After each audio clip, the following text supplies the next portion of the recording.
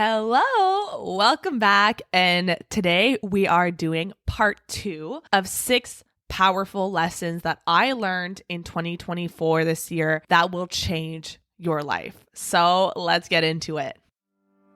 Welcome to the Live Unrestricted podcast, a show where you'll learn how to heal your relationship with food and your body so that you can focus your time and energy on more important things like your personal growth. I'm your host, Sabrina Magna, food freedom coach, and my mission is to help make your life happier and healthier without stress, overwhelm, or guilt about food. If you love the show, please do go out and share it. And if you're looking for support with your relationship with food, details about my programs are in the show notes. Thanks for spending time with me today. Now let's jump in.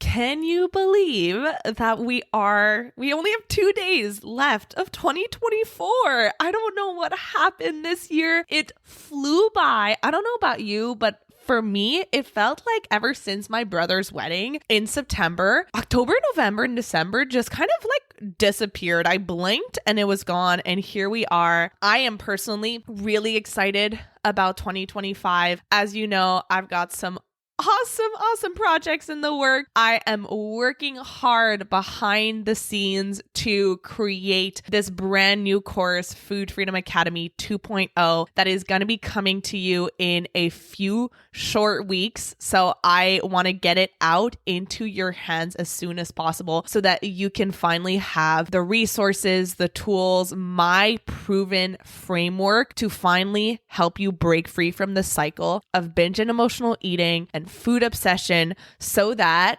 you can eat without guilt, without fear of losing control, without thinking about food 24/7, and just finally feel normal around food without needing to diet or rely on willpower. So this course is really going to be helping you identify the root cause of your struggles with food. So we're going underneath the surface. This isn't about quick fixes, right? We're not doing any of that surface level Band-Aid type of stuff.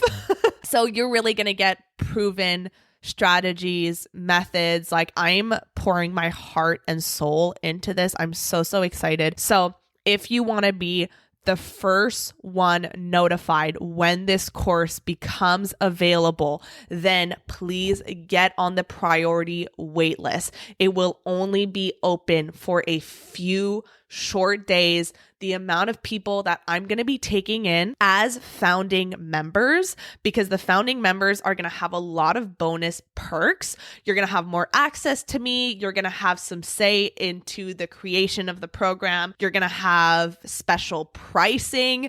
It's never going to be this low ever again. So there's just so many good things that are going to be part of this founding member deal. So to get on the priority list, if you're someone who's been wanting to work with me, but you haven't been able to work with me inside of my group coaching program, then head over to the show notes.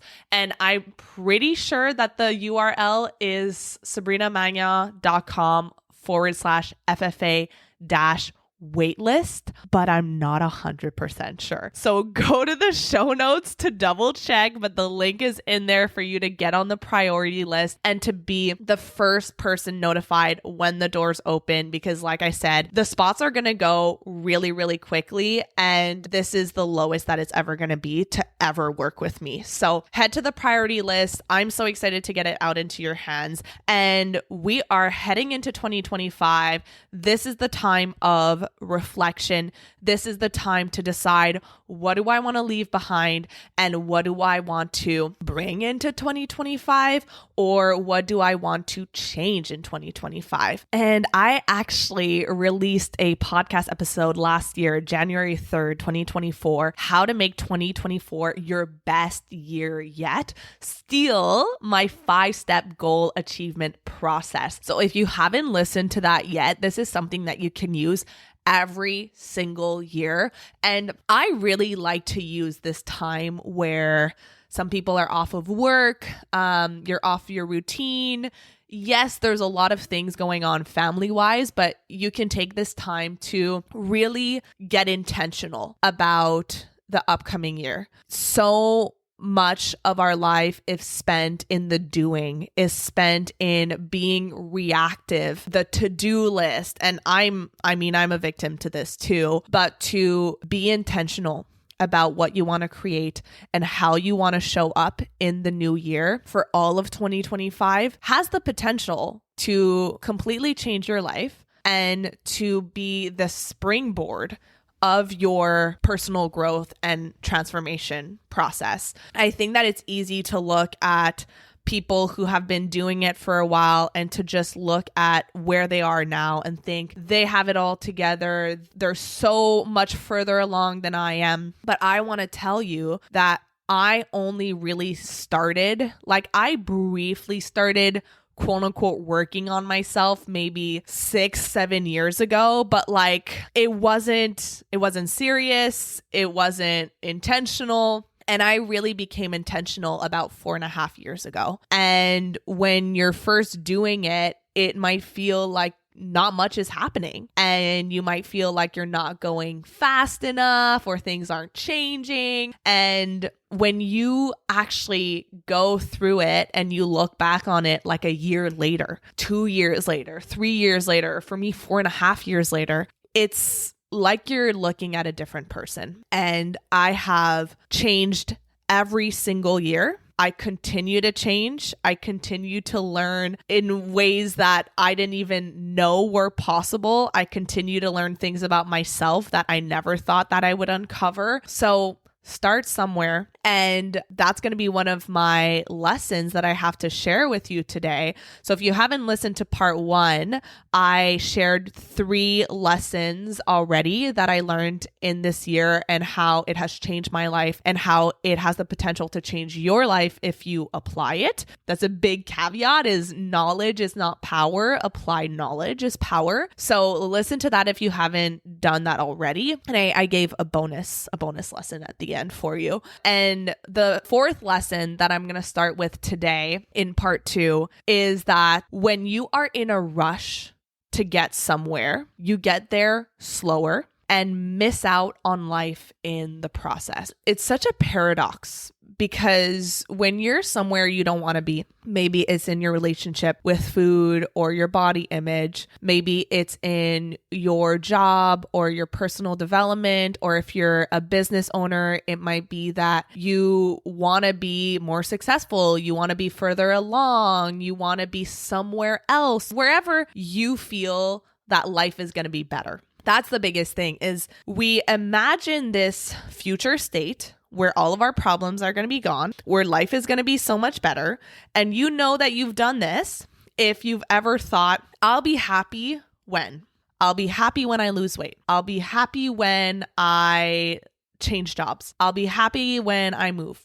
I'll be happy when my business is doing XYZ. And we condition our happiness on an external event. So what ends up happening, and I did this for a long time, is that we're in a rush to get there. We're in a rush to not be here. And this is a conversation that I have with every single person who joins Food Freedom Academy, is that if you are approaching this healing process from a place of pressure, from a place of I need to go as fast as possible, I don't want to be here, this is rush energy, impatient energy, then you're actually going to go slower. And it's such a paradox, because the reason why this happens, and I did this with my business, is I was in a rush to have things figured out. I was in a rush to get to this revenue amount. I was in a rush to get to helping this many people. I was just always feeling like I wasn't going fast enough. And what ends up happening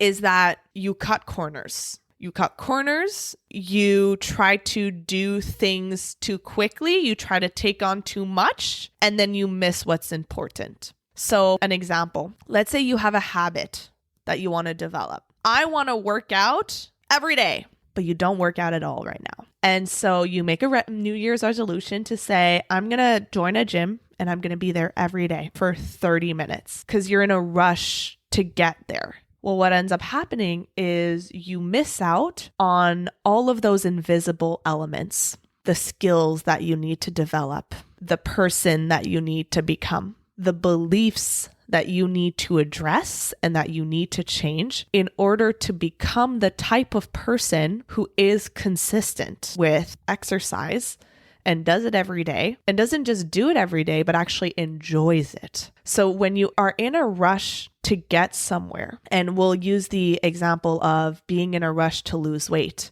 you will do the thing that is going to provide the quickest results without necessarily it being sustainable. I want to lose weight. I want to feel better about myself. I want to be confident. So I'm going to do keto, or I'm going to count calories, or I'm going to intermittent fast. But we don't think about the long-term implications of, well, am I going to be able to do this 10 years from now, 15 years from now, 20 years from now? Probably not. And there's this saying that my coach always says, which is you need to slow down to speed up.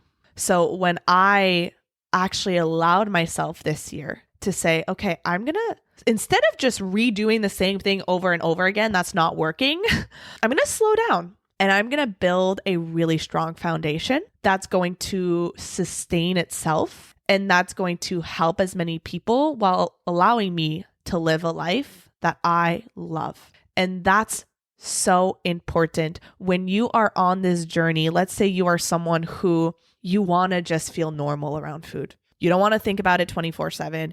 You don't want to always be scared that you're going to lose control, overeat, feel like crap, always restarting the same cycle over and over again. Let's say you want to be someone who just food is a non-issue. You need to slow down to speed up because you've been sped up for the past 10, 15, 20 years of like, I'll do another diet. I'll do another diet. I'll do another diet. Let me do the quick fix. Let me do the fastest thing that's going to get me to where I think I want to go. But if you really want to get to a point where food is a non-issue, we need to slow down and we need to look at, well, why is this an issue right now? What is the root cause of this? And that requires you to take a look internally. It requires you to slow down and develop the skills that you need. When I'm working with clients, and this is going to be in the course that I'm launching in the new year in a few weeks, is there are 4 main categories of root causes. And most people who are still struggling with food are missing all of them, if not like 3 or at least 2. And within each of these root causes, whether it's you don't know how to listen to your body, or your nervous system and your emotions are completely dysregulated, so you keep turning to food in order to numb, in order to cope, in order to distract yourself. It might be psychologically, you have an extremely restrictive diet mindset that is making food more exciting for you. Well, those are all things that we need to slow down and look at all of them. And you need to build skills. There are skills that you are going to need to build if you want food to become a non-issue. You cannot build a house on quicksand, but that's what most people try to do. There's no foundation there. So if you want to build a stable house that is going to weather through hurricanes and tornadoes and, all of these different events that are going to happen in your life, because it will happen. You will have stressful events in your life. You won't be able to control everything that happens. You will have to grieve. You will have to go through loss. You will have to go through your husband losing his job or your kids going through something. Whatever happens in your life, we can't control that. We cannot escape pain as much as I wish that we could. We cannot escape stress. So if your ability to quote unquote control food, to be in control, is dependent on things being easy, is dependent on you being able to dedicate your entire life and mental space and energy to food and to your diet, then what's going to happen when something comes up? When life gets in the way? I myself have built an extremely strong foundation to a point that, yes, food is a non-issue for me. And I've gone through loss this year. I've gone through some really hard stuff in my family in the past year. I've had really stressful weeks. I've, had times where my mental space was completely consumed with my business and my podcast and this new course, and my relationship with food does not waver through all of that. It doesn't change because it is something that is now natural for me to listen to my body. It's natural for me to allow myself to eat the foods that I love and to not go overboard. But that only happened because I allowed myself to slow down and to really build a strong foundation instead of keep trying to build a house on quicksand. So that's my fourth lesson for you, is when you're in a rush to get somewhere, you get there slower and you miss out on life in the process. And that second piece, you miss out on life in the process. How many times have you conditioned your happiness and your ability to start living your life on some future event happening? I'll start taking pictures with my kids once I lose the weight. I'll start swimming in my bathing suit once I lose the weight. I will start traveling. I will start doing XYZ. I will start truly living my life once something in the future happens. And what a tragedy that is, because I really leverage the power of regret.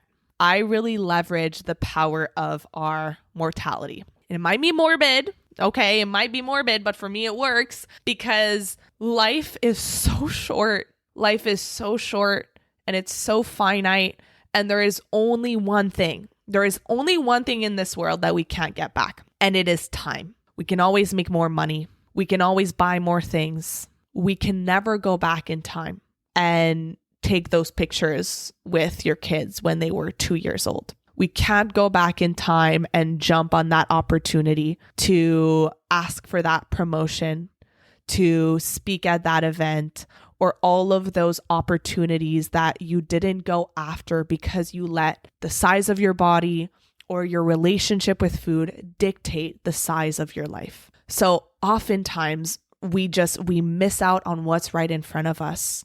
We're not able to see those small beauties in life because life is hard. Life is full of challenges, but there's always going to be those small things that you can really appreciate and you can love and you can savor. But when you are constantly in this state of, I'm not good enough, I'm broken, I need to be fixed, there's something wrong with me, you're putting your body into a constant state of survival. And when you're in this state of survival, you can't really connect with people. It's really hard to be fully present and in the moment when your body thinks that it's in danger. So when your body thinks that it's in danger, you're always looking out for the threats, for the dirty look someone might give you, the comment someone might make. And so it's really, really difficult, nearly impossible to really enjoy and be present in your here and now when you are in this state of survival, of danger, and you are conditioning your happiness on the future. And this is a very dangerous mindset to have too, because if your constant loop in your mind is, I'll be happy when, I'll be happy when, I'll be happy when, well, the goalpost is going to keep moving. It's going to keep being pushed out. How many times have you lost weight only to step on the scale and see, okay, now what? Now I need to lose more. Now I don't feel this sense of happiness or confidence that I thought I would feel. It's never enough. So that is a really important lesson, is allow yourself to slow down and to do it right so that you build a strong foundation for the rest of your life. Okay, so moving on to lesson number 5. This one became extremely apparent to me this year. And this one is also one of the hardest ones to fully embody. And it's that the people you surround yourself with is one of the biggest factors in your personal growth. So, you know what they say, that you are the average of the 5 people you spend the most time with. And for the longest time, I would hear that and I'd be like, okay, yeah, sure. Like, I guess I get that. And this year, I've told you before, I have been part of this group container of truly inspiring entrepreneurs who have this mindset of growth and expansion and giving, and they're always trying to help you become better. And there's just this unconditional love and appreciation and desire for you to succeed. And for a really long time, I felt alone in my okay, let me try again. This is a really hard word, guys. Entrepreneurial. Just let me have it. Okay. That's where we're going to go. Entrepreneurial journey, because, you know, it's the ultimate personal development process. It's like personal development on steroids.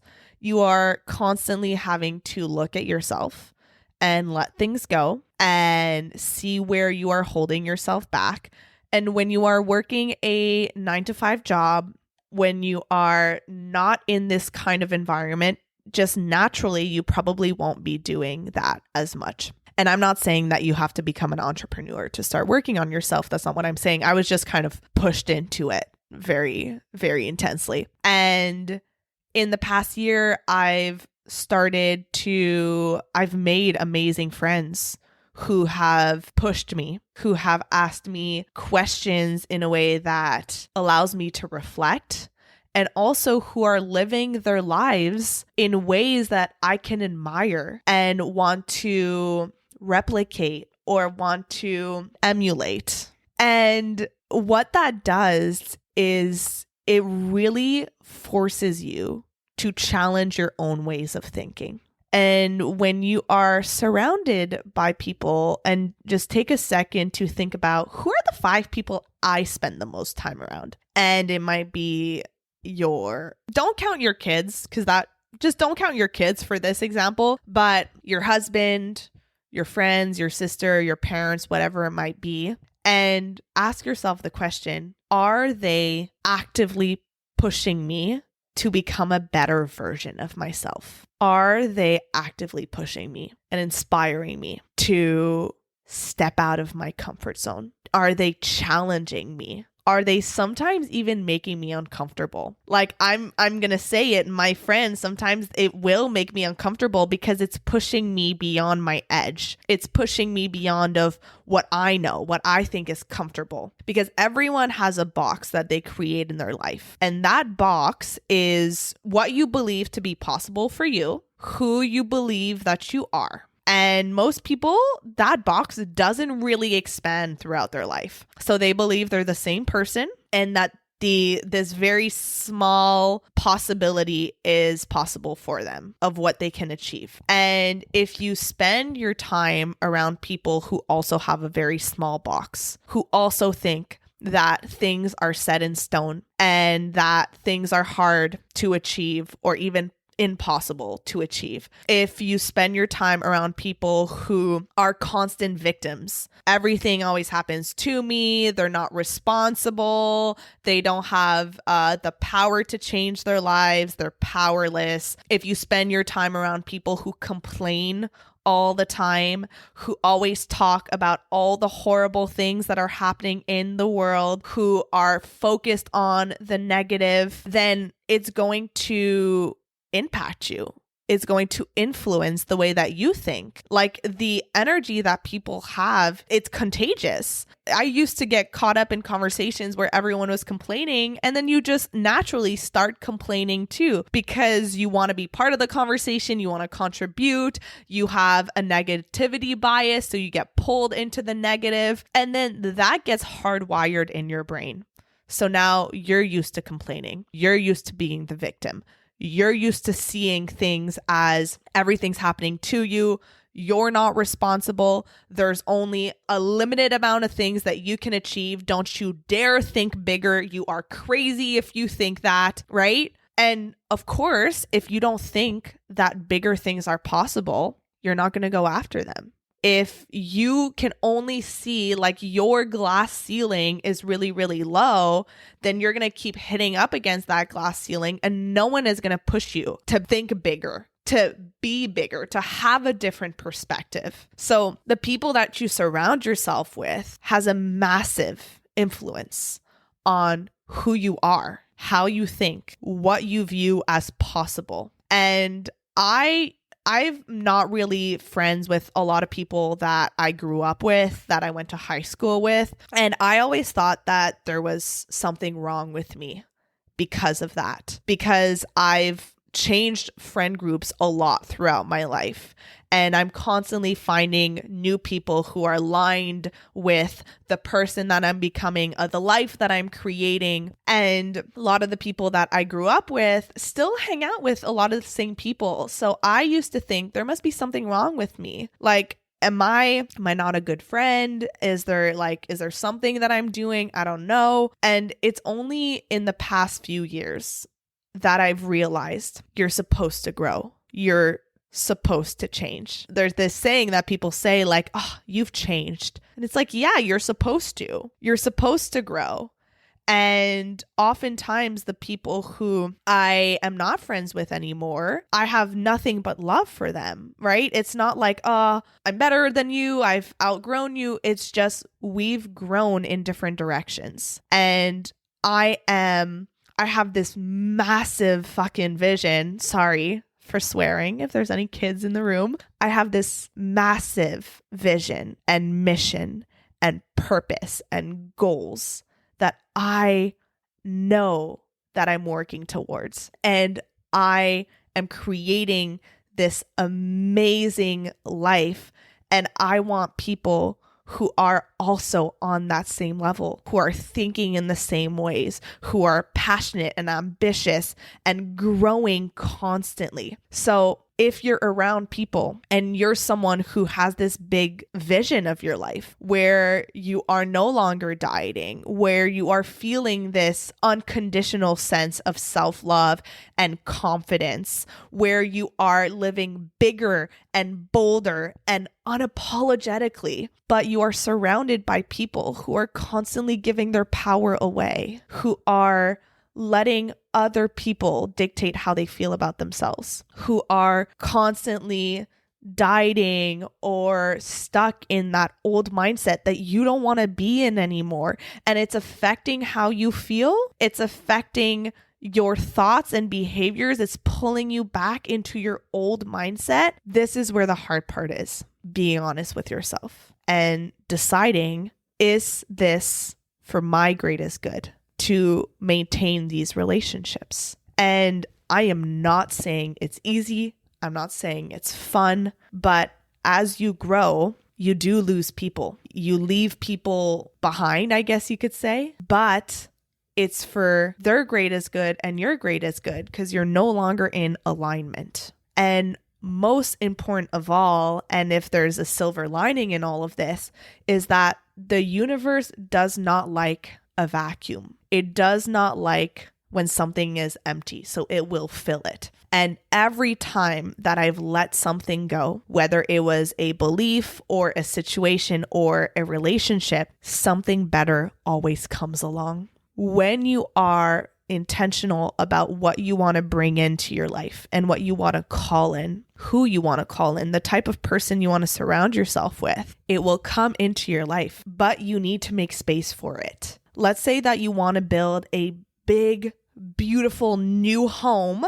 Well, you have to tear down the old one in order to create something better, right? And the soil is going to be so much more fertile to create something new, but you need to create space for it. So that has been a massive lesson for me this year, is to get super honest about which relationships are still aligned with the person that I'm becoming and surrounding myself with people who are on the same level of alignment, who have the same values, the same beliefs, who push me and who inspire me. And anyone who's listening, you know who you are. All right. So that's my fifth lesson for you. And finally, my final lesson that I have to share is that if you want to find solutions to recurring problems or challenges in your life, or if you want to experience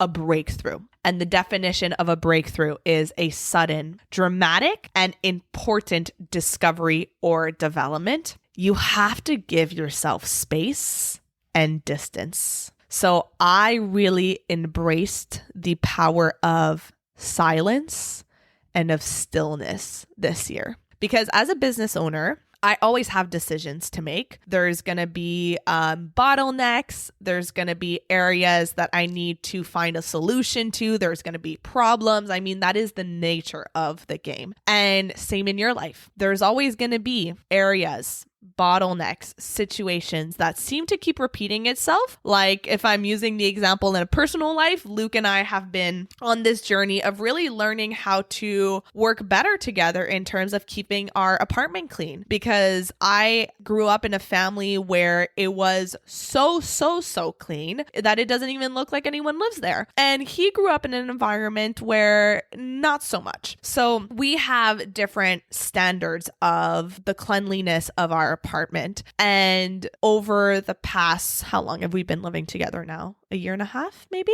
It's really been this process of how do we fix the kinks? How do we work better together, communicate better together so that the same arguments don't keep popping up, the same scenarios and situations. So there's always going to be places in your life, especially in your relationship with food, whether you are emotionally eating or you're having body image issues, or there's a lot of shame and guilt around food, that if you're not getting the right support, or if you're trying to do this on your own, you might notice keep repeating themselves and you might feel frustrated and start thinking, I can't change. I'm always going to be like this. And when that happens, what you really want to do is take yourself out of it. And what I mean by that is to create distance between you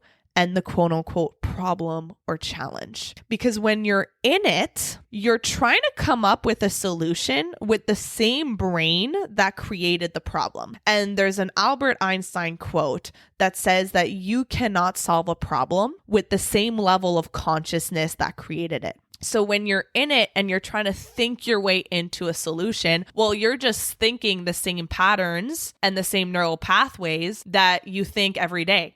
So you're not going to be able to think differently. You're not going to be able to have a different perspective and a solution from that standpoint. If you imagine New York City and you're in New York City, you're walking through the streets, all you're really able to see is what's around you. You're able to see like the half of the buildings. You're able to see the streets. You're not able to see the whole city. You're not able to see the big picture. If you want to be able to have a different perspective of the city, then you have to find some kind of rooftop. You have to go up on a building. And now you're able to see so much more. Things that you would not possibly be able to see when you're in the city on the streets. So when you create that distance, when you are able to see from a different point of view, then there's so much more that you're able to see that you wouldn't have been able to see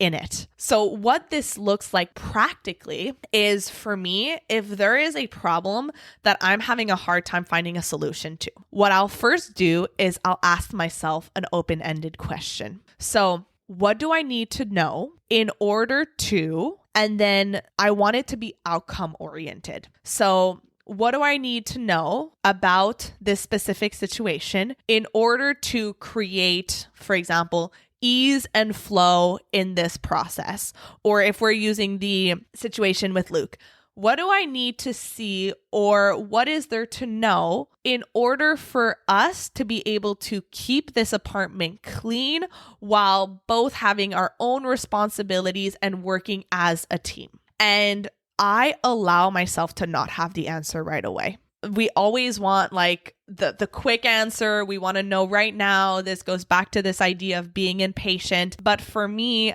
I've learned to be comfortable with not knowing the answer right away, because I plant the seed in my subconscious mind and I say, okay, go to work, start, rummaging around my subconscious mind, universal intelligence, whatever you believe in. And I'm going to allow this answer to come up for me, whether it's a week from now, 3 weeks from now, however long it takes. And I'm going to create space in my life for it to come through, because it's really hard for those answers to come through when you're constantly thinking, because when you're constantly thinking, it's busy in there. And so you want to create space. So I will be intentional about going on walks where it's just silent, or taking a bath without my phone, or being in the shower, or just meditating and journaling. Those moments where we can shut that thinking brain down and I can allow those universal intelligence answers to come through. And it's always when I'm not trying to think my way into an answer, like when I'm taking a shower or when I'm literally about to go to sleep and I get this idea and I'm like, oh, I need to write this down. That's when so much comes through. Same with when I go to retreats or when I'm traveling and I physically take myself out of my environment. In the summer, I love going to a park and getting out of my office, getting out of my apartment. I can't really do that in the winter because it's very snowy and cold. But as much as possible, just creating a different environment in your physical reality or in your mind for you to expand your perspective and to think differently. So even if it's just, if you're not used to doing it, anything like this, even if it's just 5 minutes, how can you create space 5 minutes a day to sit in silence, or to go for a walk without any music on or any podcasts? Pause this podcast and listen and be in stillness for 5 minutes. How can you create more space and more silence in your life, even just for 5 minutes if you don't do it already? So that is my last lesson for you. And I am going to be taking all of this and doubling down on it in the new year.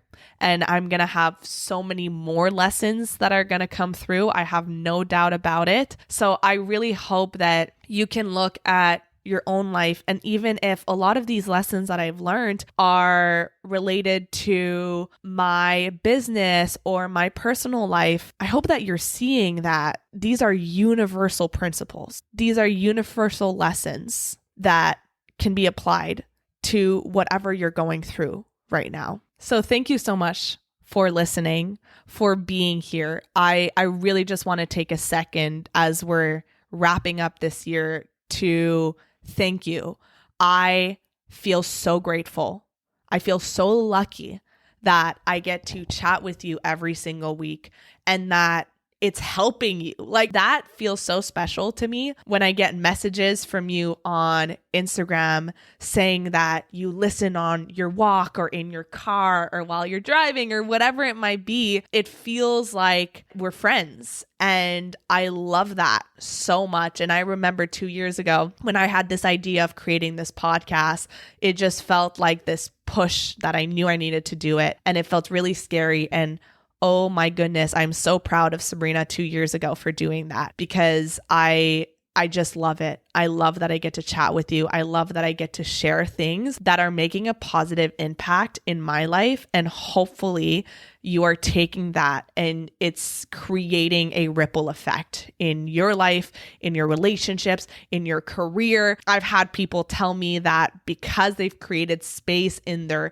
mental space and their energy, they've started businesses or they're traveling or they're taking more pictures. And like, that is so incredibly important to me. So thank you for being here. Whether you have been here for the full 2 years or you are a brand new listener, I appreciate every single one of you. Let's make 2025 the year of transformation and of growth. And I can't wait to support you in that journey. So have an amazing new year and I will see you in 2025. Bye, guys. Thank you so much for listening to today's episode. If you found it valuable, I would love if you would share it with someone you know that could benefit. If you're loving the show, don't forget to subscribe over on Apple Podcasts so you don't miss a single episode.